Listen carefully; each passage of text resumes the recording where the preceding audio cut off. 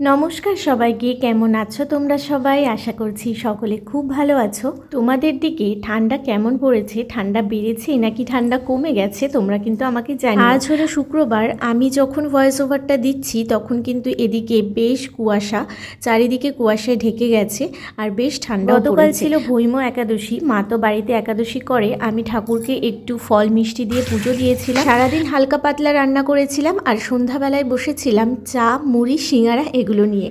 শীতকালে এই জিনিসটা ভীষণ টানে আমাদের বাঙালিদের। তো যাই হোক, তারপর বানিয়েছিলাম একটু গাজরের হালুয়া। অনেক দিন থেকেই বলছে যে একটু গাজরের হালুয়া বানাতে, সময় সুযোগ আর হয়ে উঠছিল না, সেই জন্য ভাবলাম যখন এত করে বলছে তো বানিয়ে। আর এই সমস্ত খাবার তো শীতেই বেশি ভালো লাগে, সেই জন্য ভাবলাম দেরি না করে চলো বানিয়ে ফেলা যাক। তো রেসিপিটা আমি তোমাদের সাথেও শেয়ার করি চলো। প্রথমে আমি গাজরকে ভালো করে ধুয়ে গ্রেট করে নিয়েছিলাম গ্রেটারের সাহায্যে, তোমরা দেখতেই পেলে।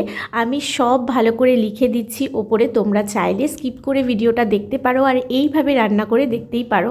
তো তারপরে আমি কড়াইতে একটু ঘি নিয়ে নিয়েছিলাম, বেশ অনেকটাই গাজর হয়েছিল সেই জন্য ঘিটাও একটু বেশি দিয়েছিলাম। যতটা কড়াইতে দিলাম তারপরে আমি সাইড দিয়ে আরেকটু দিয়েছিলাম, কারণ আমার মনে হচ্ছিল যে আরেকটু লাগবে ঘি, সেই জন্য।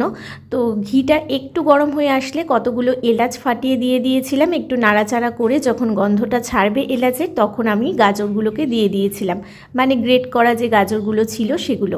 ভালো করে নাড়তে হবে, কারণ গাজরের যে কাঁচা গন্ধটা রয়েছে সেটা যখন চলে যাবে তখন আমরা তার মধ্যে দিয়ে দেব দুধ। আমি 2 প্যাকেট দুধ দিয়েছিলাম আর তারপরে সামান্য একটু নুন দিয়েছিলাম, কারণ দীপ্তরা মিষ্টি জিনিসে নুনটা পছন্দ করে, যদিও আমরা সেভাবে খাই না, তবে বেশ ভালো লাগে, স্বাদটাও কিন্তু বেশ ভালো আসে। বেশ কিছুক্ষণ ফুটিয়ে নিতে হবে, ব্যাস। তারপরে যখন ফুটে আসবে আর দুধটাও শুকিয়ে যাবে তখন দিয়ে দিতে হবে গুড় আর কাজু কিশমিশ। তারপর গ্যাসের ফ্লেমটাকে আস্তে করে রেখে দিলে দেখা যাবে যে আস্তে আস্তে ওটা শুকিয়ে যাচ্ছে।